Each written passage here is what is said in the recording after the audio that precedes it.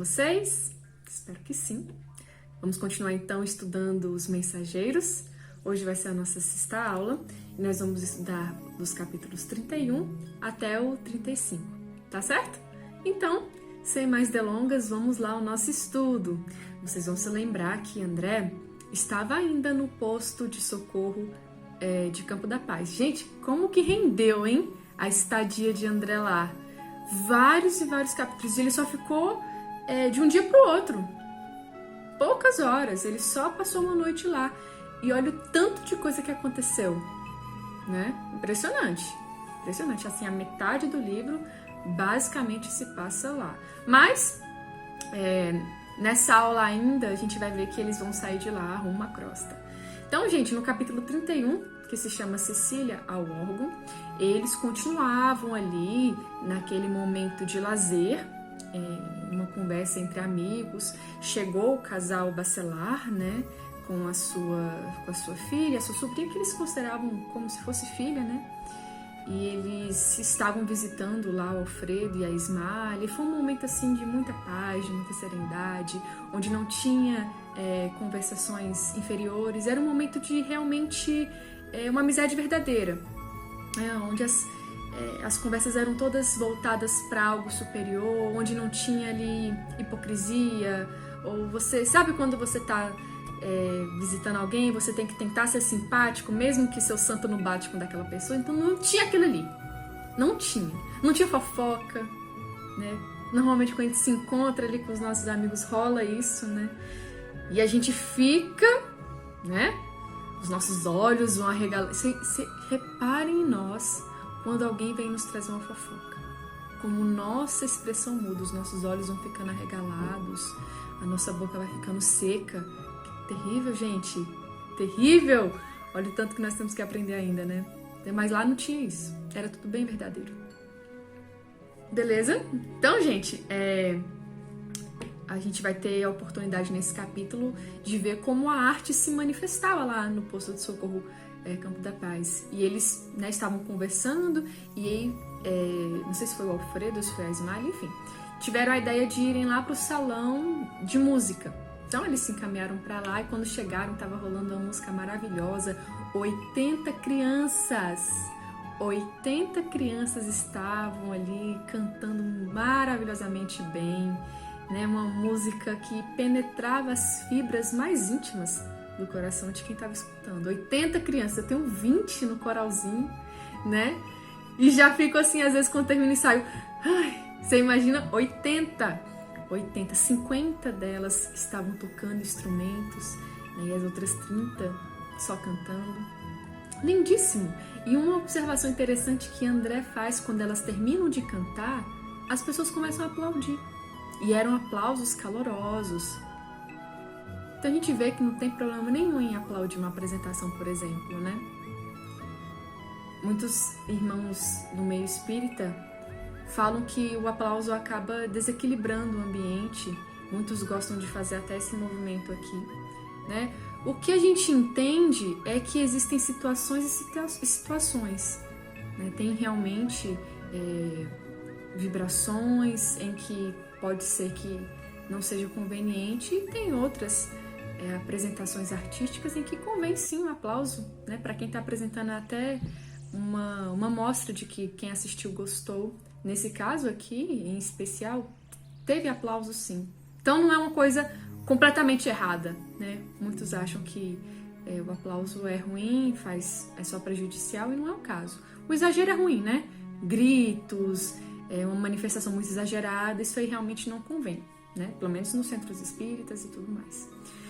Então é isso, gente. Então eles assistem aí essa apresentação dessas 80 crianças e depois, a pedido da Ismália, a Cecília vai até um órgão para tocar uma música, né? A Ismália pede e ela fica assim, meu Deus, como é que eu vou tocar para você, Ismália? Você que veio das altas esferas. E ela fala, não, mas toca alguma coisa que nos relembre o nosso tempo na Terra. E aí a Cecília vai até lá e ela toca a Tocada e Fuga em Ré menor de Bach. Conhece essa música? Então, quem não conhece, eu vou pedir aí pro pessoal da edição colocá-la para a gente ouvir. Então, com vocês, Tocado e Fuga em Ré menor de Bach.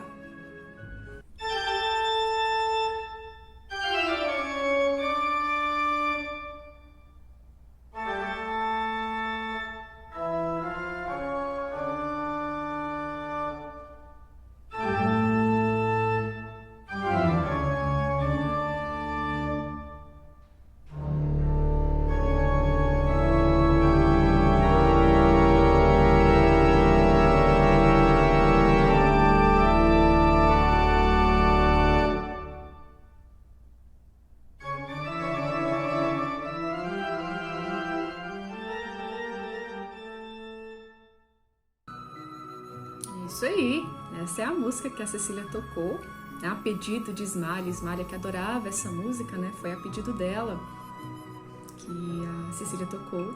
E aí depois a própria Ismália fala assim: Cecília, agora toque algo de sua própria criação, algo que você fez, uma música que toque aí o seu íntimo. E aí a Cecília tocou, né, uma música que ela tinha feito para o seu amado, ele que estava na terra, Hermínio, e ela não esquecia jamais. E ela, né, uma letra muito romântica, muito bonita, mostrando que ela realmente gostava do rapaz.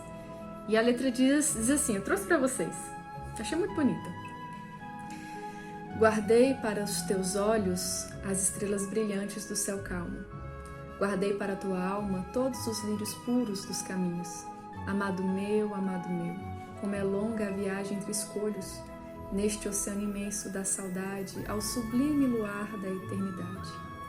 Em vão, a fada esperança acende a luz dentro de mim, porque te foste ao mundo assim. Volta, amado, ainda mesmo que as tuas mãos estejam frias e que teus pés sangrem de dor, trago comigo bálsamo, a ternura. Volta a mim, vem respirar de novo no jardim da imortal união. Curarei tuas chagas de amargura, dar-te-ei o roteiro para a estrada. Amarei os que amas, para que me abençoes com o teu sorriso. Volta, amado, esquece a dor e a sombra do passado. Volta de novo ao nosso paraíso. Oh, bonita, né? Eu achei linda essa letra dela. E ela, quando termina de cantar, está com o rosto cheio de lágrimas. Ela sentia muita falta, né, do Hermínio. E aí a André escuta a mãe da Cecília conversando com a Ismália, falando assim: Cecília nunca o esquece. E a Ismália responde: não tem vocês novas notícias de Hermínio? E aí ela responde, né, a senhora Bacelar: o pobrezinho tem vivido de queda em queda e Cecília sabe que não poderá contar com ele por muito tempo ainda, guardando por esse motivo muita mágoa íntima. Entretanto, nossa filha não desanima e trabalha incessantemente cheia de esperança. Então, gente, ele estava numa condição bem inferior à dela. A gente viu muito isso aqui, né? O próprio Alfredo e a Ismália, agora a Cecília e o Hermínio. Então ele estava encarnado, estava indo de queda em queda, né, fazendo todas as escolhas erradas. E ela sabia, né, que não se encontrariam, não estariam juntos, na verdade, né? Não estariam juntos tão cedo, porque o inferior precisa trabalhar para chegar até o superior. Então, ela canta cheia de saudade, e aí todo mundo se emociona. E a gente parte para o capítulo 32, que se chama Melodia Sublime, porque dessa vez foi a Ismália que se dirigiu ao órgão para tocar e cantar. E ela, antes de começar, ela vai dedicar a música ao Aniceto, que era um grande amigo dela e do Alfredo, que estava ali visitando eles naquele dia, né? E André, ele fica impressionado com o que aconteceu. Porque já estava todo mundo bem emocionado, né, com a apresentação da Cecília. Mas quando a Ismália senta de frente ali ao piano, algo impressionante acontece. André explica que o que se passou então foi algo que ele nunca havia presenciado. Ele sentia a música com o seu coração, com a sua alma. Gente, era uma melodia sublime. Quando ela começou a tocar, André já sentiu algo diferente. Nossa, eu nunca escutei algo assim. É algo que ele não conseguiu nem colocar em palavras e a gente não tem nem noção. Né? Quando ela começou, ele, nossa, eu não senti nunca senti nada assim, nunca escutei nada assim. E aí, de repente, ele começou a escutar algo, como se fosse uma oração cantada. Ele olhou para a Ismália e ela estava com a boca fechada. Então, ele percebeu que ele não estava escutando essa música com os ouvidos, mas sim com a sua alma. Ela transmitia a música através da alma, como se fosse uma outra onda sonora que André desconhecia. E uma oração belíssima, belíssima, exaltando Deus, a providência divina. E eles escutando, era difícil não chorar. André disse que começou a chorar. Olhou para o Aniceto chorando. As senhoras que lá estavam com seus lencinhos. Impressionante. André diz: Cecília comoveram-nos a sensibilidade, lembrando as harmonias terrenas e os afetos humanos. E Ismália, no entanto, arrebatava-nos o espírito, elevando-nos ao Supremo Pai. Era algo num outro patamar. O que Ismália estava, porque Ismália era um espírito num outro patamar. Dentre os que estavam ali, ela era realmente aqui, né, mais avançada. A que morava numa esfera superior, inclusive, estava lá só de visita. Então, enquanto Ismália tocava, André diz, os presentes choravam. Luzes do alto caíam sobre a Ismália, envolvendo-a num arco de luz. Em seguida, flores azuis vinham do coração da Ismália, atingindo todo mundo que estava escutando, em especial o Aniceto, né, que ela tinha dedicado ali a música. Ao terminar, todos sentiam-se emocionados e renovados em suas energias. Então, gente, imagina você escutando a música com a sua alma, luzes do céu envolvendo a pessoa que está tocando num arco de luz, flores saindo do coração dela, flores azuis atingindo os que estavam escutando, e aquela melodia que ninguém nunca escutou. Olha que experiência. Só da gente ler a gente fica, nossa, deve ter sido incrível. Imagina estar presente lá. André ficou muito emocionado mesmo. E aí, quando terminou a apresentação, a cabeça dele estava a mil. Gente, como assim? O que aconteceu aqui? André ficou impressionado e foi em busca de respostas, né, junto ao seu instrutor Aniceto. A Ismália terminou, né? Aí o Alfredo foi até ela, deu um beijo no rosto, o Aniceto veio agradecer, e aí André foi até o Aniceto perguntar o que tinha acontecido, e Aniceto dá uma explicação excelente. Olha o que ele nos diz. Não precisaria alinhar esclarecimentos. Recorda-se de Ana, a infeliz criatura que dorme nos pavilhões entre pesadelos cruéis? Ana é aquela que André analisou de perto e viu ela matando um rapaz que não queria continuar se relacionando com ela, matando de uma forma muito brutal. Então, ela se recorda de Ana, lembra-se de Paulo, o caluniador, Paulo, aquele que tinha sido o pivô da separação de Alfredo e Ismália. Não os viu carregando pesados fardos mentais? Cada um de nós traz nos caminhos da vida os arquivos de si mesmo. Enquanto os maus exibem o inferno que criaram para o íntimo, os bons revelam um paraíso que edificaram no próprio coração. Ismália amontoou muitos tesouros que as traças não roem. Então, gente, nós mostramos aquilo que nós temos dentro de nós. Pode ser um inferno ou um paraíso. Depende das nossas escolhas. Então, tinha ali em Campo da Paz muitos irmãos que mostravam o inferno em que eles viviam. Em contrapartida tinha Ismália, que já tinha alcançado um verdadeiro paraíso espiritual, e ela compartilhava aquilo ali com todos.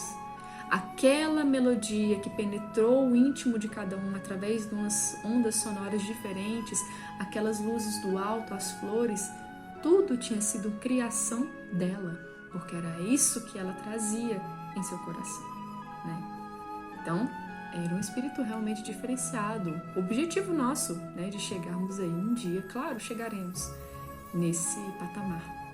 Muito bem? Ótimo. Então, gente, chegamos aí no fim de Campo da Paz. André saiu magoado, porque era tanta lição, era tanta coisa que ele tinha aprendido, que ele queria, olha, se ele ficasse lá mais tempo, dava mais uns 3 livros. Mas chegou a hora de partir realmente para a Terra.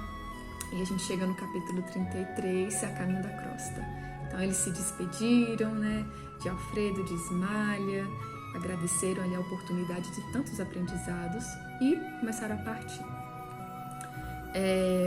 Durante um tempo do percurso, eles iriam de carro e depois a pé, né? Então, é engraçado que o carro que vai levar eles é um carro com asas. André disse que é uma coisa muito diferente, que ele não tinha visto algo parecido, né? Tinha um aerobus lá em Nosso Lar, mas era realmente um ônibus que voava. Lá era um carro com asas. Eu até pesquisei umas imagens no Google, mas nada pra gente ter noção. Eu queria mostrar pra vocês, mas não tem como, né? Esses livros de André, eles poderiam vir com ilustrações, né? Ia ser top, ia ser bom demais. Mas vamos usar a nossa imaginação. Era um carro com asas. E aí, eles entraram, né? E foram levados até um certo ponto nesse carro, e depois eles teriam que continuar a pé por várias questões, né? A questão da própria vibração do ambiente. A gente tem a impressão de que quando nós estivermos do lado de lá, as nossas possibilidades são ilimitadas, mas não são, né? Depende muito, inclusive, da nossa condição espiritual. Esse percurso que eles estavam fazendo poderia ser feito, né? Se fosse Aniceto sozinho, ele poderia volitar, porque ele já tinha alcançado esse nível. André e Vicente não conseguiam. Então, assim, a gente tem, quando eu desencarnar, eu vou volitar por onde eu quiser, vou atravessar paredes. Não, gente, nós vamos ter as nossas limitações, né? Nós vamos ter que aprender e tudo mais. Então, André e Vicente não conseguiriam volitar naquele percurso que era tão denso, né? As energias, as vibrações. Então, eles teriam que caminhar. Então, chegaram num ponto, desceram do carro e depois seguiram a pé por 4 horas. Quem aí tá em forma, hein?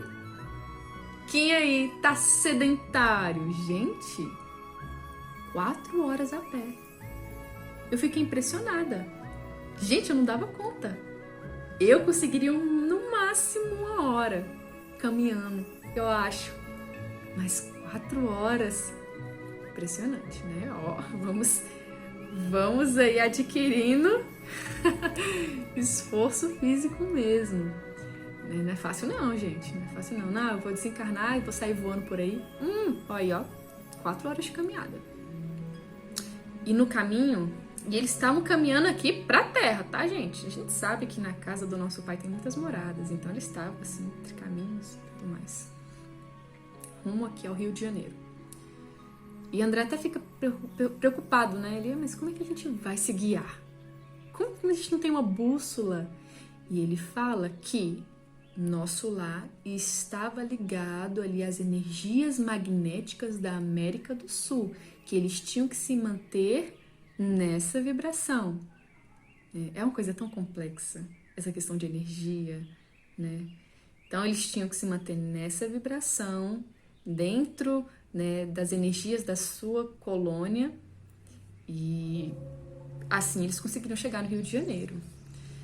Então, e o Aniceto também era muito experiente, né? Penso que se fosse somente o André e o Vicente, eles poderiam ficar mais perdidos, poderiam ter mais dificuldade. Então, no caminho até chegar aqui, André disse que encontraram monstros terríveis. E olha que observação interessante ele faz. Ele diz o seguinte: os monstros que fugiam à nossa aproximação, escondendo-se no fundo sombrio da paisagem, eram indescritíveis. E, obedecendo a determinações do Aniceto, não posso ensaiar qualquer informe nesse sentido, a fim de não criar imagens mentais de ordem inferior naqueles que, por acaso, venham ler este livro. Olha só. Os monstros eram tão terríveis que Aniceto proibiu André de descrevê-los aqui no livro, para a gente não criar, não termos criações mentais de ordem inferior, tentando imaginar como seriam esses monstros. Então André não teve permissão para trazer aqui. Então vocês imaginem que criaturas eles encontraram lá. Bom, depois de muito trabalho e esforço, chegaram ao Rio de Janeiro, chegaram exaustos, também, né, gente, 4 horas caminhando, chegaram exaustos e aí já foram ali para perto do mar para recuperar um pouquinho as energias. E o mar tem esse efeito mesmo, né? A natureza em geral. Então os 3 foram para lá e o Aniceto disse que ali perto eles iam ter uma oficina de nosso lar, uma casinha, uma casa comum, mas que a parte espiritual era grandiosíssima e eles iriam para lá para recuperar um pouquinho das energias e aprender, né? Toda parada era um aprendizado. Então a gente chega no capítulo 34, oficina de nosso lar. No caminho eles estavam caminhando, né? E eles André observa muito o que estava acontecendo ali do lado de nós, né? Do lado de lá dele. O nosso lado aqui, o dos encarnados. E ele fica impressionado.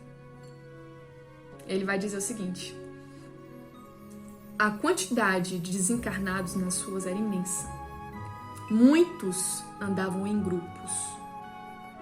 Outros estavam grudados em encarnados como se fosse um abraço muito diferente.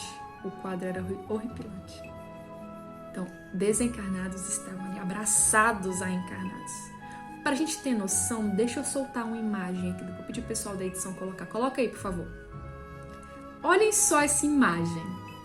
Olha esse encarnado aí. Ele tá até fumando, né? Se eu não me engano. Recebendo esse abraço caloroso de 2 desencarnados.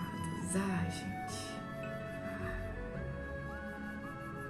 É terrível, né? Isso é comum. Isso é comum. E se a gente baixar a nossa guarda, imagina, é a gente ali. É a gente ali no lugar desse cara. Volta pra mim. Maria, não vamos ter, não, nem vamos sonhar com isso aí, né? Vamos fazer a proteção aí para que a gente não receba esse abraço, não, né? Então, André fica muito impressionado e ele fala que a quantidade, né? É o que eu coloquei no próximo slide, eu vou ler para vocês. Não dissimulava, entretanto, minha surpresa, o André contando. As sombras sucediam-se umas às outras e posso assegurar que o número de entidades inferiores, invisíveis ao homem comum, não era menor nas ruas ao de pessoas encarnadas em contínuo vai-vem. A quantidade dos encarnados era praticamente a mesma dos desencarnados ali em contínuo vai-vem. Vocês imaginam? Quando estivermos aí nas ruas, quando a gente voltar, não é quando tudo voltar ao normal, a gente estiver na rodoviária do plano, naquele pico, 5, 6 horas da tarde, na fila dos 620 ou 630, que é direto, né? Olhem ao redor e vocês vão lembrar disso aí. A quantidade de desencarnados é a mesma. É a mesma. Eita, né? Depois de um tempo, eles chegaram até uma casa bem humilde, era bem simplesinha, mas bem aconchegante. E lá eles já perceberam a movimentação, né, dos espíritos. Era um posto de socorro, como se fosse um posto de socorro de nosso lar, uma oficina de trabalho. Ao chegar, a proteção que tinha era muito grande, inclusive. André até compara com a casa dele, que ele visitava, né, a casa dele. E ele não tinha barreira, ele atravessava as portas e tudo mais. Lá não, eles tiveram que bater e foram recebidos por um senhor, né, que era o Isidoro, antigo chefe da casa ali, que já tinha desencarnado. Então, tinha toda uma proteção e as pessoas realmente, os espíritos realmente utilizavam aquele espaço para renovar suas energias de tão positivo que era ali o trabalho que acontecia. É uma casa comum, gente, uma casa comum, com a mãe, com seus filhos, mas o lado espiritual, por conta do trabalho da mãe e do seu marido, né, tinha se tornado num verdadeiro farol de luz. Que as nossas casas se transformem nisso também, né? O que a gente pode fazer para o nosso reduto doméstico se transformar nesse farol, né? Vamos pensar nisso e fazer. Imagine, a gente descobrir que a nossa casa é uma oficina de qualquer coluna que seja, de qualquer local do bem, né? Isso é muito bom. Então ali era a casa do Isidoro e da Isabel e servia de posto de socorro para muitos irmãos. Então quando o André entrou, foi recebido pelo Isidoro, que já tinha desencarnado há 3 anos, mas ele tinha vindo de nosso lar junto com a Isabel há mais de 40 anos, eles saíram da colônia, né? E levaram a vida com muita dedicação, pensando muito na parte espiritual, sendo verdadeiros cristãos. Então, por isso que tinha se tornado essa oficina. Então, a Isabel, ela tinha uma vidência. Só que essa vidência, a própria espiritualidade tinha limitado ela, porque se ela visse tudo, isso poderia causar alguma perturbação, porque era realmente um entra e sai, indo e vindo, e as pessoas se recuperando, as pessoas, né, auxiliando outras que necessitavam. Então isso poderia gerar uma certa perturbação, mas ainda assim ela via a 20ª parte do trabalho que estava sendo realizado ali. E isso já era muito. É tanto que quando André entra com Aniceto e Vicente, ela consegue perceber, ela consegue sentir que receberam ali visitantes, e ela fica um pouco surpresa, mas continua o seu trabalho, né? Ela estava ali costurando. Tinha 4 filhos, 3 meninas e um rapaz. O rapaz era mais velho, as meninas eram mais novas. Olha o que o Aniceto vai explicar pra gente. Estamos na oficina de nosso lar. Isidoro e Isabel edificaram num ato de heroísmo e fé. Há 3 anos voltou ele para nossa esfera e, contudo, graças ao altruísmo da esposa e aos vínculos de amor espiritual que conservam acima de todas as expressões físicas, continuam estreitamente unidos. Então aquele ali era um amor verdadeiro, que não tinha nenhum tipo de interesse, não tinha nenhuma expressão exclusivamente física, era um amor verdadeiramente espiritual. E por isso eles continuavam juntos, mesmo que ele tinha desencarnado. Ele tinha um merecimento e ela também de ficarem ali juntos, né? Ele todos os dias do lado da sua esposa, né? Auxiliando ela sentindo a presença dele quase que integralmente. Olha que mérito, né? Que mérito de ambos. Então, a gente tem a oportunidade de conhecer essa oficina e depois a gente entra no capítulo 35, culto doméstico, que chega a dar uma determinada hora, onde aconteceu o evangelho no lar daquela senhora, e ela chama seus filhos para participarem, e a gente tem a oportunidade de ver o que se passa na hora de um culto doméstico do lado espiritual, né? Quando ela fala que é a hora ali deles realizarem um culto, os próprios espíritos que lá estão ficam em silêncio, param de conversar, ficam em silêncio, sentam, né? Numa atitude de completo respeito por aquele momento, para acompanhar mesmo, né, as orações. Então, aquele lar que já estava repleto de luz, intensificar ainda mais no momento do evangelho no lar. Ai, se a gente soubesse o tanto que o evangelho no lar é poderoso, a gente fazia o tempo todo. Mas uma vez na semana já tá bom, o importante é fazer. Camila, eu consigo fazer 2 vezes. Faça. Camila, consigo fazer 3 vezes. Faça. O que não der para não fazer nenhuma vez. A gente precisa fazer o evangelho no lar, gente. Muito espírita, muitos frequentadores não fazem. Acaba no esquecimento. Essa semana não deu, a semana que vem também eu vou sair. E aí, mas nunca dá, não vou fazer mais. Vamos fazer. Importante demais. Importante mesmo. Então, a leitura, né, que eles abrem, né, não é ao acaso. Não é ao acaso.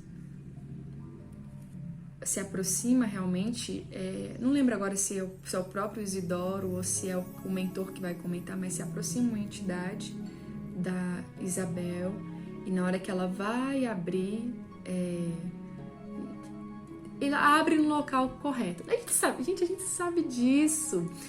Quantas vezes a gente está passando por uma situação e a gente vai abrir a leitura e parece que aquela leitura vem pra gente. Aquela leitura faltou só colocar o teu nome. Aqui, isso aqui é para Camila Dória. Faltou só isso. Esse livro aqui, ó, tô até com ele aqui, que eu ando com ele o tempo todo, gente. Bilhetes Fraternais, lá dos nossos irmãos da SODEC. Meu Deus do céu, esse livro aqui Menino do céu! Às vezes você tá até em dúvida do que fazer. Não, mas eu acho que... Será que é pra eu ser assim mesmo? Será que é pra eu ser, fazer toda essa bondade mesmo? Não sei. Aí você abre, meu Deus, é pra você. Não tem isso? É a espiritualidade que tá com a gente. Nos intuindo, nos mostrando o que a gente precisa ler e mais ainda praticar, né? Então é o que acontece. Ela abre numa leitura, né? Acho que é do Novo Testamento, inclusive, que ela abre. E é justamente o que eles precisavam conversar, o que eles precisavam discutir. A própria Isabel recebe uma intuição muito forte do Fábio, que é uma das entidades que estavam lá, né? E os comentários dela e dele, né, eram a respeito da leitura, e aqueles espíritos que estavam lá escutando, que fossem ali da vibração mais ou menos parecida com o do Fábio, elas escutariam dele mesmo, né? As que fossem inferiores escutariam os comentários da própria Isabel, né? Que eram comentários mais terrenos, vamos colocar assim. Então, gente, outro esclarecimento que o Aniceto nos traz é que as meninas, ela tinha 4 filhos, um menino e 3 meninas. As 3 meninas eram entidades amigas do nosso lar, que vieram para o serviço espiritual, né, para auxiliar a mãe, o pai, e claro, né, tinham seus próprios resgates, mas eram entidades de nosso lar, entidades amigas.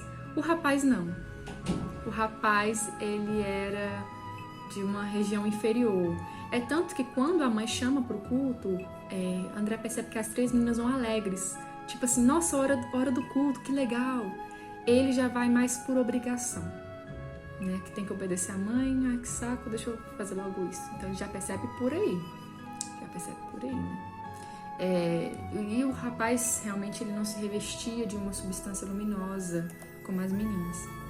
Então, como eu já falei, depois que ela lê a passagem evangélica, André observa que um amigo espiritual, que ele percebeu que era de uma condição muito, né, elevada, ele colocou a destra sobre a fronte da viúva da Isabel, e aí Aniceto explica que aquele era o irmão Fábio Aleto, que vai dar a interpretação espiritual do texto lido. E ela fala, né, ela explica, as suas filhas absorvem muito bem, o rapazinho fica mais desatento e os demais espíritos que lá estavam escutam com muita atenção. É o nosso capítulo 35, culto doméstico, beleza?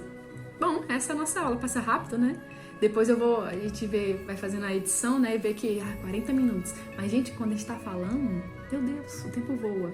Tá? Se tiver ficado muito longo, me desculpem, mas realmente é tanto conteúdo, é tanto material que a gente fica, às vezes, sem saber nem por onde começar e vai falando. Mas é bom demais, né? Dúvidas, qualquer questionamento, podem me procurar, estou sempre à disposição de vocês. E vou terminar hoje com uma frasezinha que teve lá da prece da Ismália, no momento que ela está cantando naquela prece cantada, e ela nos diz que longo é o caminho, grandes são os nossos débitos, mas inesgotável é a nossa esperança. Até a próxima, se Deus quiser.